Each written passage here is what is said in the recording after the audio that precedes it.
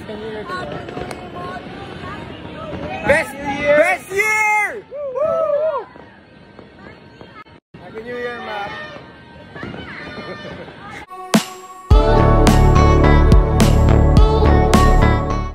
Ibinahagi ni Jerica kung gaano kalabing lola nila Arnie para sa kanyang mga apo.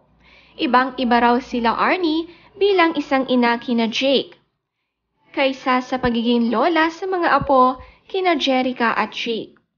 Napaka mapagmahal raw nito sa kanila at wala nang masabi pa si Jerica. Bro, Happy New Year! Kaya niyo ba? Happy New Year! Ay, siya! Siya! Happy New Year to you. Best year! Best year! Woo! Happy New Year, Ma'am. Nitong New Year sa kanila, wala man si Ellie ay masayang-masaya pa rin sila Arnie.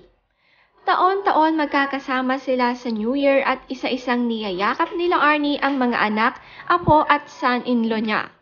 Ganito raw nila ipinapakita ang pagmamahal sa bawat isa, kaya buong taon puno ng pagmamahalan ang kanilang tahanan.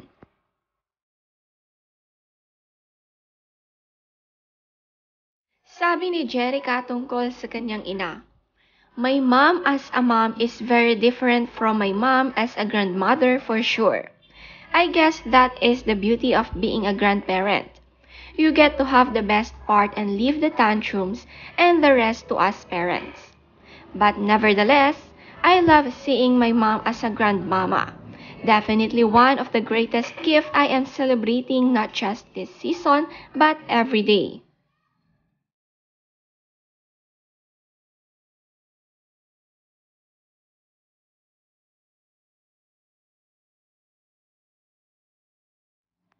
Si Jake masaya na sinundo ang anak na si Ellie sa January 1 para makasama naman sa pagsimula ng 2022.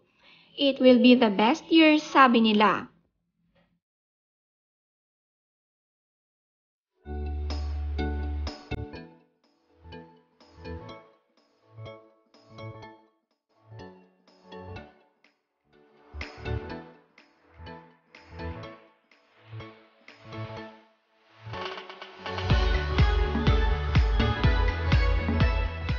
Ang youngest sibling na si Jacob masaya na maraming pamangkin na napapasaya.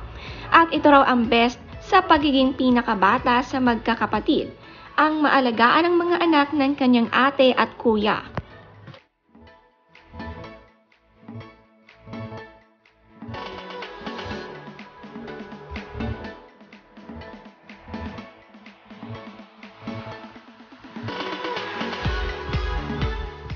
Sabi ni Jacob, "You're right, Jerica. This was much harder than I thought. Nevertheless, wishing everyone a year filled with God's fullness and peace. Much love from Tito Jacob and the unorganized Munchkin boys. We'll get there, boys."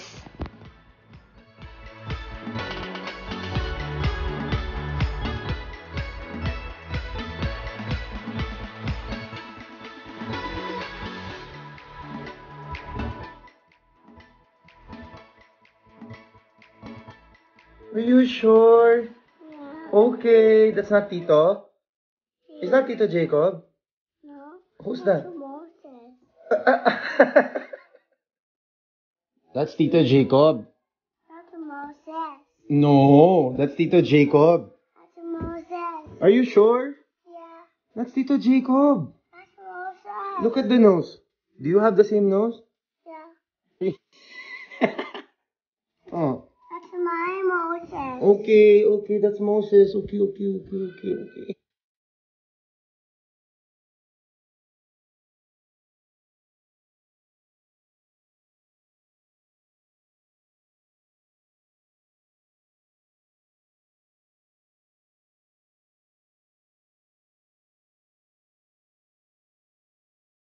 Mamu?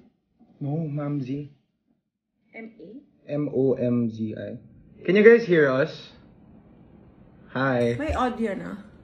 Yes, okay, perfect. Mom. Ma. Called. Yeah, our mom called. Go. Take it away. Wala kaming boundaries pagdating kay mom. Wait, ako na.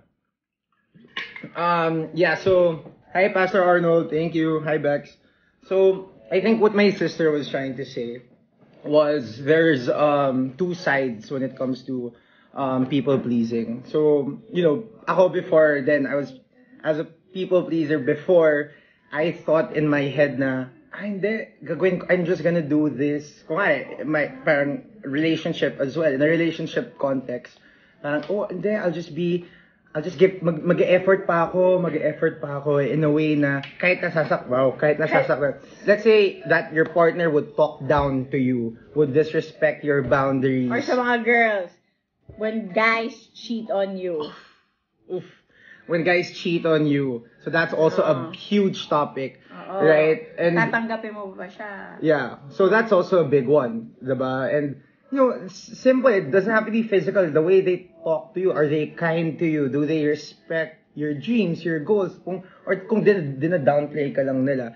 Pero even if ganun sila, tapos ikaw, you're just Tinatanggap mo lang. Mabait ka. Because, before in my head, hindi, kasi I just want to be the best, quote-unquote, guy for that person. Parang, ako gusto ko top tier, kahit nasastan ako, that's my ego, gets, guys? Like, yun yung ego, na I wanna be the best, right? In her eyes, wow, or any partner's eyes. And that's the dark side of it. Because in that ego, deeply, parang, you want to be the best kasi basically in your head na kahit nasasaktan ka na, gusto mo, yung title mo. You want the person, parang you put yourself in a pedestal. You put yourself in a pedestal. Parang you want to change this person not because for the person's benefit but for yours. Yeah. Yun, diba? It's really not for that person to change for the better. It's to feed your ego na, I'm the best. Which is that's the dark side of people pleasing as well. Bex naman, pang care group na yung Hi, Siege, my best friend. How do you separate setting boundaries and unforgiveness? Maybe ask Pastor Jules.